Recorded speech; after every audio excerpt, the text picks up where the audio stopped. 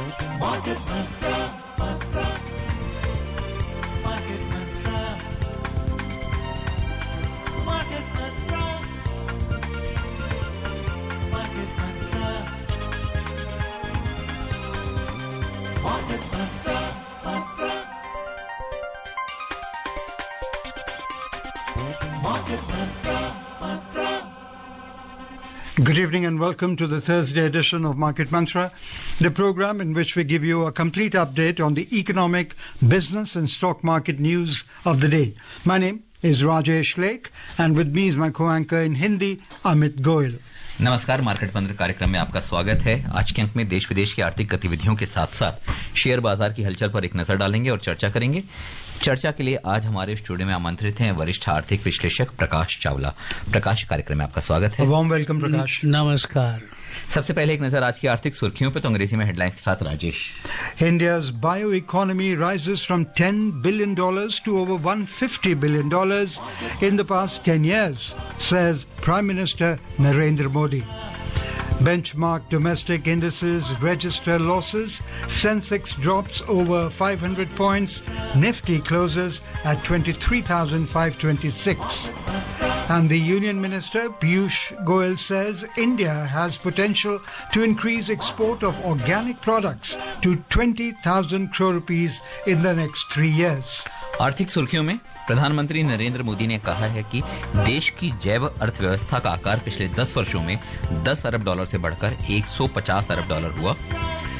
घरेलू शेयर सूचकांकों में मंदी का दौर, सेंसेक्स में 500 अंकों से अधिक की गिरावट, निफ्टी 23,526 के स्तर पर बंद। और केंद्रीय उद्योग एवं वाणिज्य मंत्री पीयूष गोयल ने कहा कि भारत में जैविक उत्पादों का निर्यात अगले 3 वर्षों में बढ़कर 20,000 करोड़ रुपए होने की संभावना।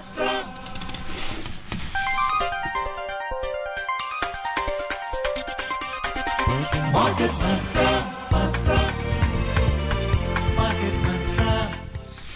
प्रधानमंत्री नरेंद्र मोदी ने कहा है कि पूरी दुनिया विभिन्न वैश्विक समस्याओं के समाधान के लिए भारत की ओर देख रही है। नई दिल्ली में आज जीनोमिक्स डेटा कॉन्क्लेव को वीडियो संदेश के माध्यम से संबोधित करते हुए श्री मोदी ने कहा कि जीनोम इंडिया प्रोजेक्ट देश के जैव प्रौद्योगिकी परिदृश्य को परिभाषित करता है। प्रधानमंत्री ने कहा कि जैव अर्थव्यवस्था सतत विकास को आधार देती है और पिछले 10 वर्ष में इस क्षेत्र में महत्वपूर्ण वृद्धि हुई है। उन्होंने कहा कि वर्ष 2014 में देश की जैव अर्थव्यवस्था का आकार $10 अरब का था, जो अब बढ़कर $150 अरब से अधिक का हो गया है। श्री मोदी ने कहा कि पिछले 10 वर्ष में देश में अनुसंधान और नवाचार पर विशेष ध्यान दिया गया है। भारत ने दुनिया में फार्मा केंद्र के रूप में एक विशेष पहचान अर्जित की है। उन्होंने कहा कि करोड़ों लोगों को निःशुल्क उपचार उपलब्ध कराया जा रहा है और स्वास्थ्य का बुनियादी ढांचा बेहतर हुआ है।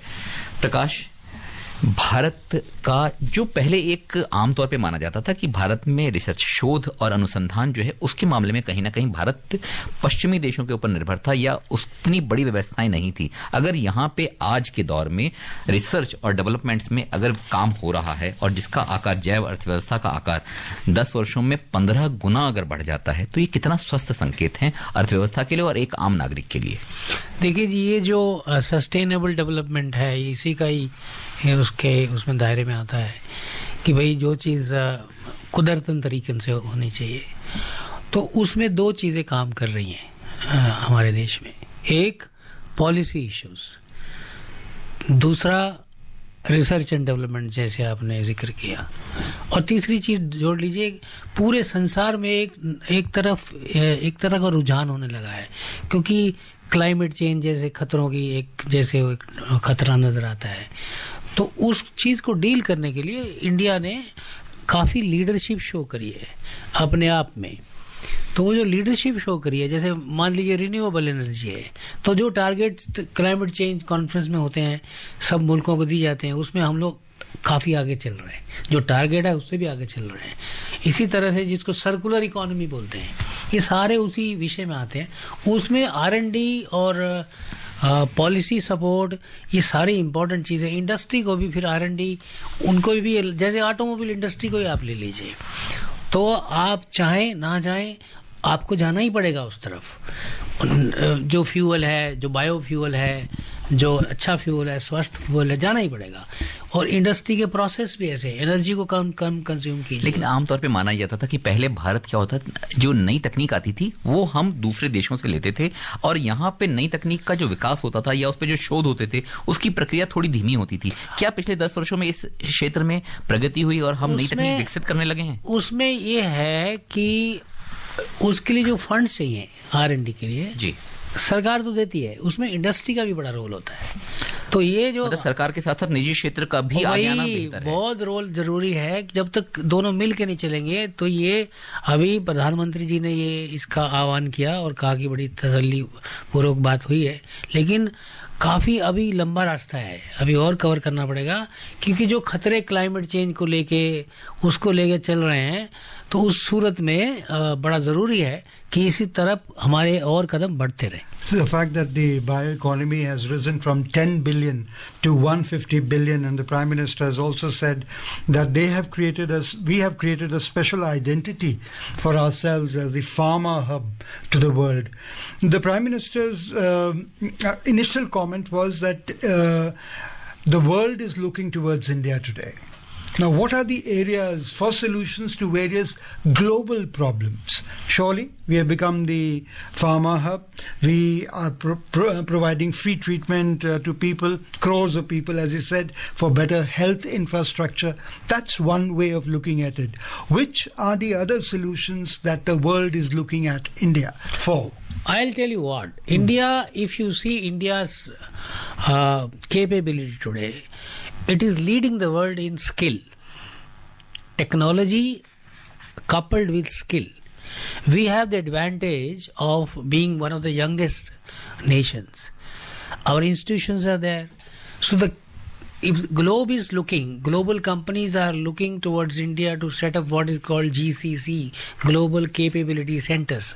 What happens in global capability centers is nothing but top class research and development. So when the Prime Minister says that India is looking towards the world is looking towards India for R&D, for leading the world, that is what he meant, because the global companies see opportunities here, because you can tap the resources. Nowhere in the world today you have such kind of skill available, and the policy support to that extent. नजर डाल लेते हैं share बाजार पर। घरेलू share सूचकांकों में आज 0.5% से अधिक की गिरावट रही। बंबई शेयर बाजार का सेंसेक्स 0.7% गिरावट से 528 अंक लुढ़ककर 77,620 के स्तर पर बंद हुआ। नेशनल स्टॉक एक्सचेंज का निफ्टी भी 0.7% के नुकसान से 162 अंक गिरकर 23,526 के स्तर पर बंद हुआ। बीएसई मिड कैप और स्मॉल कैप सूचकांक में सेंसेक्स के मुकाबले अधिक गिरावट दर्ज हुई। बीएसई मिड कैप सूचकांक 0.9% और स्मॉल कैप सूचकांक में लगभग 1% की गिरावट दर्ज हुई। Benchmark domestic equity indices today ended with losses of over 0.6%, dragged by realty and oil and gas sectors. The 30 share index at Bombay Stock Exchange, Sensex, shed 528 points to close at 77,620. Similarly, the National Stock Exchange, Nifty 50, lost 162 points to settle at 23,526. The broader market indices at BSE also ended in negative territory. The mid-cap index declined over 0.9% and the small-cap index fell over 1%. In the Sensex index, 20 out of 30 companies logged losses. In the top laggards, Tata Steel slipped over 2%, Zomato lost more than 1.9%, and Larsen & Toubro dropped over 1.8%. Meanwhile, among the top gainers, Nestle rose over 1.8%, Hindustan Unilever added over 1.5%, and Mahindra gained over 1.3%. In sectoral indices at the BSE, barring FMCG, which added over 0.7%, all other sectors ended in negative territory. In the top laggards, realty shed 2.9%, oil and gas dropped over 2%, and energy fell over 1.8%. The overall market breadth at the BSE was negative as shares of 2,750 companies declined and 1,211 advanced, while 106 remained unchanged. At the National Stock Exchange, 34 companies hit their 52-week high, while 95 hit their 52-week low. नजर डाल लेते हैं रुपया पे। अंतर banking विदेशी मुद्रा बाजार में डॉलर के मुकाबले रुपया आज मामूली गिरावट से 85 रुपए 86 पैसे प्रति डॉलर के स्तर पर दर्ज हुआ। डॉलर इंडेक्स बढ़त से 109.2 के स्तर पर दर्ज हुआ। प्रकाश, अगर शेयर बाजार को देखें तो शेयर बाजार निरंतर कहीं न कहीं दबाव में नजर आ रहा है, या अगर थोड़ा सा बढ़ता भी है तो लोग मुनाफा वसूली को एक बेहतर उपाय मानते हैं। क्या शेयर बाजार रेंज बाउंड हो गया है?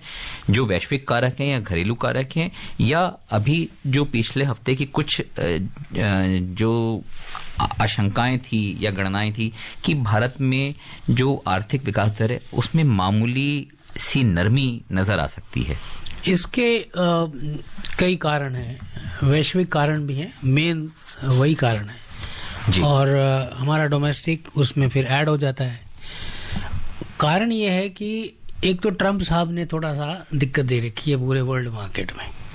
वो दिक्कत ट्रम्प साहब ने ये दे रखी है कि उन्होंने जो एक थ्रेट की है, कुछ की थी, वार्निंग की है कि मैं तो आने वाले दिनों में बढ़ा दूंगा टैरिफ 20% अक्रॉस द बोर्ड।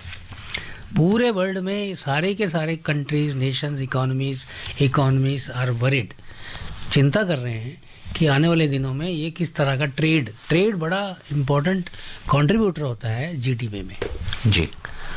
और एक तो ये कारण है। दूसरा है कि वहाँ का डॉलर इंडेक्स बढ़ रहा है। डॉलर की कीमत अगेंस्ट ऑल करेंसी, सब करेंसीज में बढ़ रही है। तो ऐसा नहीं कि रुपया ही गिर रहा है या इंडियन मार्केट ही गिर रही है। अगर आप आज का ही देख लें, आज सारा एशियन मार्केट रेड में था। यूरोप में थोड़ी बहुत है, अमेरिका बंद है, आज सारा रेड में था। तो ये जो कंसर्न है, और वहाँ के एक और सबसे बड़ा कारण जो फिलहाल हो रहा है, वो जो वहाँ का जो फेडरल रिजर्व है अमेरिका का सेंट्रल बैंक, जो उम्मीद की जा रही थी कि वहाँ की इन्फ्लेशन को वो टेम कर लेंगे, कंट्रोल कर लेंगे, वो उम्मीद पे उतनी उनको अब आशंका होने लगी है। तो उसके चलते क्या होता है कि इंटरेस्ट रेट घटाने में वो उनके लिए नामुमकिन हो जाएगा। तो जो पहले 5 इंटरेस्ट रेट कट उम्मीद की जा रही थी इस साल, वो अब मात्र 2 तक करने की बात चल रही है।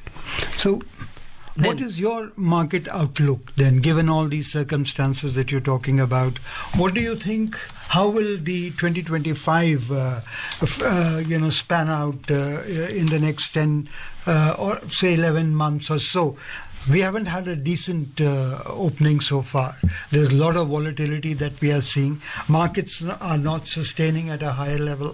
FIIs are still finding India not an attractive bet. And also a lot of big hope that we had from the earning seasons is also not there. As I said earlier, it's largely got to do with the global factors. And I mentioned the inflation animal called inflation across the world is very much alive and kicking. So as long as the inflation stays high or under kind of a level which is not desirable, causes difficulty, cost of living crisis, then to that extent the interest rates or the bond yields are there, they will remain very high. So what happens in that case? It is not FIIs pulling out money only from India. It is the shift towards bond yields, interest rates, because it becomes attractive to shift money from equity to debt, especially in the US where the interest rates are so high. And you asked me the outlook. The outlook also will remain volatile, uncertain because of these factors, because as long as there is inflation in the US especially.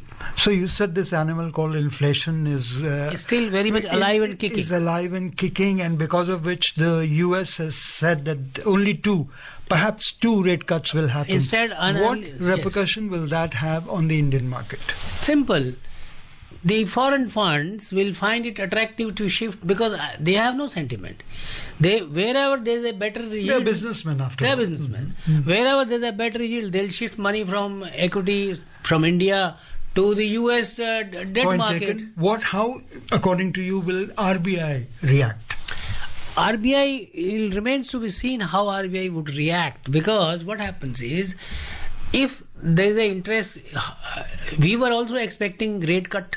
We are still expecting rate cut from RBI. Now it will become difficult, challenging even for RBI what to take, because RBI will also keep its, Hindi में जिसको बोलते हैं पैनी नजर, on the Fed Reserve's direction.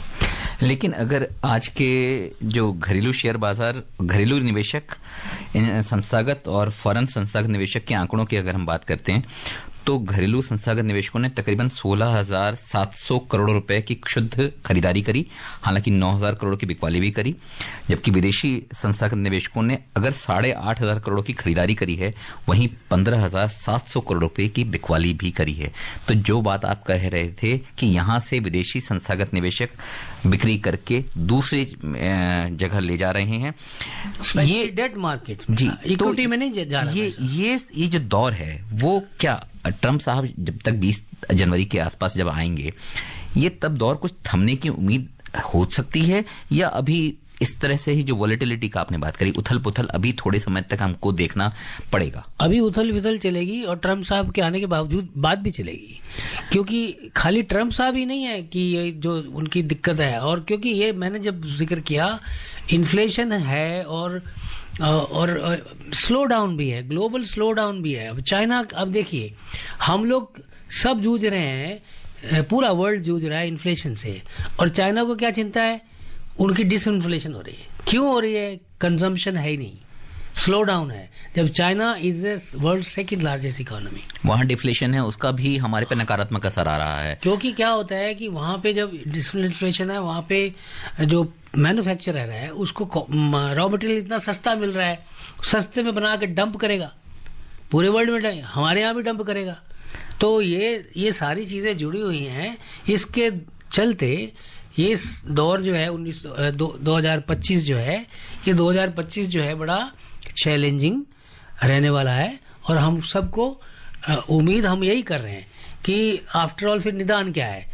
हम अभी फिलहाल नजर लगाए हुए हैं बजट के ऊपर। नहीं, रिजर्व बैंक ने भी पिछले दिनों अपना जो फॉरेक्स रिजर्व था उससे बहुत बड़ी मात्रा में डॉलर के खुले बाजार में बिकवाली भी करी थी, सिर्फ रुपए को संभालने के लिए, लेकिन रुपए उसके बावजूद भी लगातार दबाव में है। ठीक है, मान लिया कि वैश्विक बाजारों का असर है और वैश्विक दौर पे सभी मुद्राएं डॉलर के मुकाबले काफी दबाव में हैं, क्या बजट अकेला इतना बड़ा कुछ उम्मीद जगा कर आएगा या लेकर आएगा, जिसमें कि हम अर्थव्यवस्था के तौर पे और एक मुद्रा के तौर पे सेंटिमेंट्स भी क्या इंप्रूव करेगा बजट? देखो, बजट बहुत इंपॉर्टेंट टूल होता है, इट्स वेरी इंपॉर्टेंट, जबकि पिछले वर्ष हमने पूर्ण बजट नहीं देखा था। हाँ, तो इससे जरूरी, obviously budget has its own limitations, लेकिन जो फिस्कल मेजर्स होते हैं, आपने जैसे जैविक खेती की बात करी, आपने हेडलाइंस में पढ़ी। अब जैविक खेती अपने आप में थोड़ी बढ़ती है, जैविक खेती को किसानों को आपको प्रोत्साहित करना पड़ता है। तो इस बार उम्मीद की जा रही है कि बजट में जैविक खेती के लिए huge amount of incentives are expected.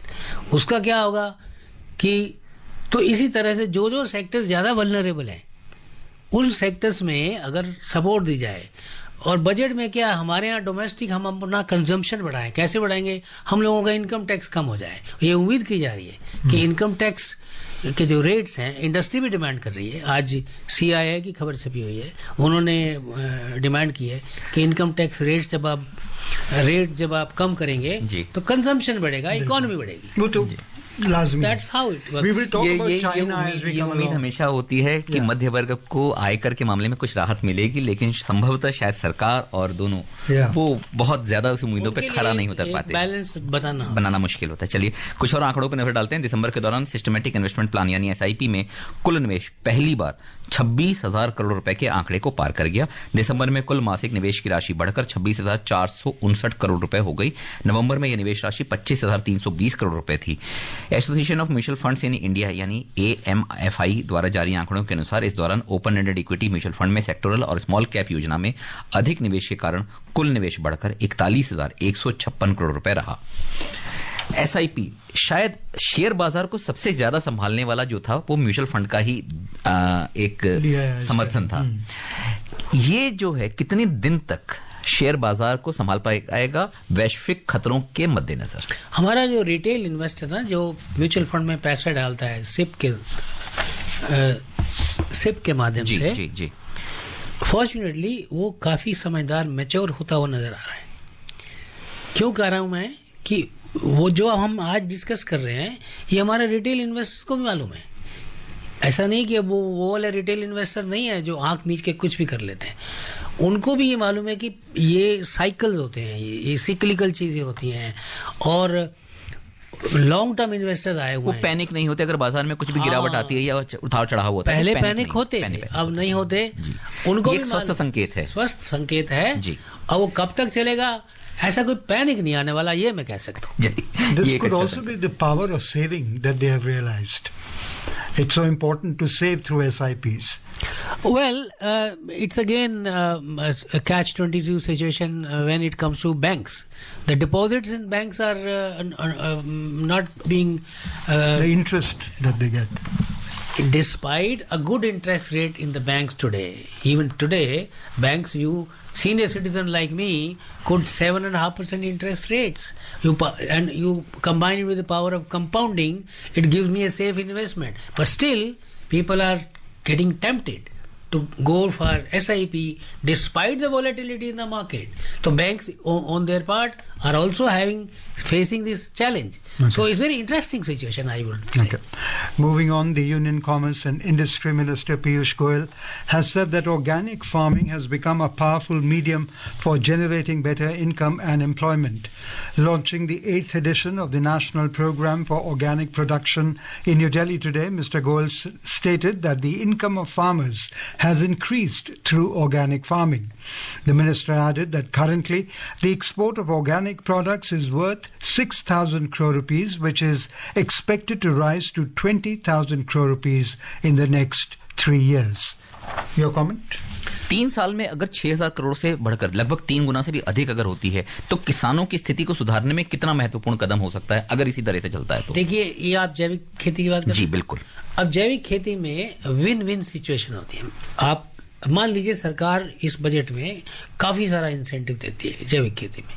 अब जैविक खेती का मतलब क्या होता है? फर्टिलाइजर नहीं डालते उसमें। अब huge amount of fertiliser subsidy government की तरफ से जाती है।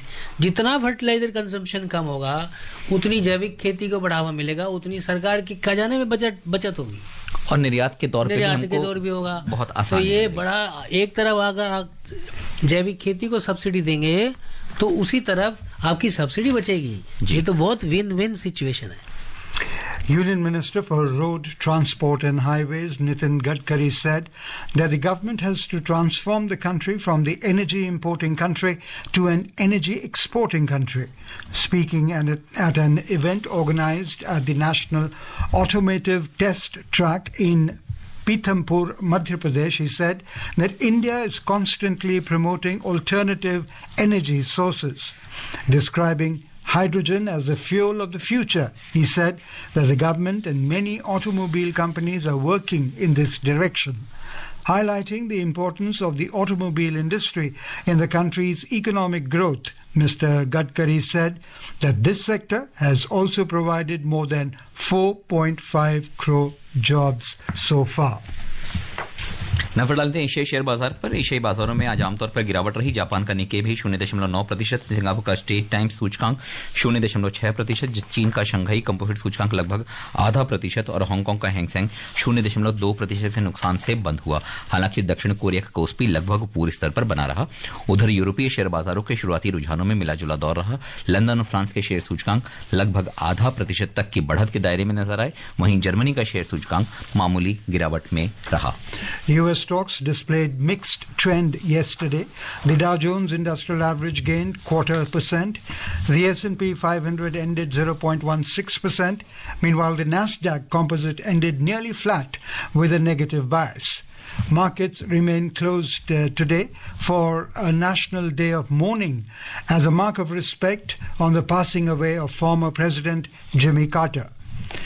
Earlier, Federal Reserve's December meeting minutes showed that officials expressed concern about inflation and the impact that President-elect Donald Trump's policies could have, indicating that they would be moving more slowly on interest rate cuts because of the uncertainty. The participants suggested that the risk of persistently elevated inflation had increased in recent months and stressed the need for monetary policy to help foster financial conditions that would be consistent with inflation returning sustainably to 2%. And that, Prakash, is a long way off. 2%. Well, it's like this. As I said earlier, the threat of tariff across the board by 20%, what Mr. Trump said, has not only impact on the exporting countries, it also has a huge impact on inflationary situation in the US. Because if you put a tariff on whole lot of items to the extent of 20%, the landed cost, which ultimately has to be paid by the consumers of that country, would go up to that extent with spiraling effect. It could cause further inflation, more headache for the Federal Reserve. So it is not as if winner takes all, which Mr. Trump might think. Also, the U.S. 10-year Treasury yields have reached levels not seen since April 2024, suggesting expectations of reduced Fed rate cuts, which we've been talking about, 2 in number, is what the authorities are suggesting. So, what's your take on the Treasury yields, the 10-year Treasury yields, the levels that they have reached? Going forward, what are your expectations? Well, it's a very worrying situation. Yeah. Because it means that the inflationary concerns have again resurfaced rather, and adding to a whole lot of economic... So what's your take from Jan 20, when Mr. Donald Trump comes into power? The tariff war will continue to heighten? Well, ultimately, Mr. Trump also hopefully will realize the implications, because it is not that simple. Hopefully that he will realize the cost it could have on the people of America. If America first policy he has to pursue, then the people of America must also not be made to pay higher cost. So that is what is at the moment the inflationary concerns is putting pressure on the bond yields. But he's given indication that Chinese goods will have tariff, and India has also been warned. It's like this. He has said 20% across the board, everywhere from the world. But that is easier said than done, because as I said, the backlash or the pushback might come from American people that look, we are not willing to pay extra cost for our consumption. So let us hope that things may not be as fearful as they seem. Okay, moving on, the oil prices rose today. Brent crude was trading at $76.39 per barrel, adding over 0.3%. WTI crude also gained over 0.2% to trade at around $73.48 per barrel, according to the latest reports. नजर डाल लेते सरफा बाजार पे। सरफा बाजार में सोना आज बढ़त के साथ कारोबार करता नजर आया। 24 कैरेट सोना 0.6% की बढ़त से 78,450 रुपए प्रति ग्राम के स्तर पर रहा, जबकि चांदी 1% की बढ़त से 91,990 रुपए प्रति किलोग्राम के स्तर पर दर्ज हुई। मल्टी कमोडिटी एक्सचेंज में सोने का फरवरी का वायदा कारोबार में लगभग 0.5% बढ़कर 78,162 रुपए प्रति 10 ग्राम पर रहा, जबकि चांदी का वायदा भाव 1% से अधिक की बढ़त से 91,930 रुपए प्रति किलोग्राम के स्तर पर दर्ज हुई। प्रकाश, कार्यक्रम में आने और हमारे श्रोताओं को इतनी सरल भाषा में जानकारी देने के लिए धन्यवाद। शुक्रिया। और अब चलते चलते एक नजर आज की आर्थिक सुर्खियों पर एक बार फिर। India's bioeconomy rises from $10 billion to over $150 billion in past 10 years, says Prime Minister Narendra Modi.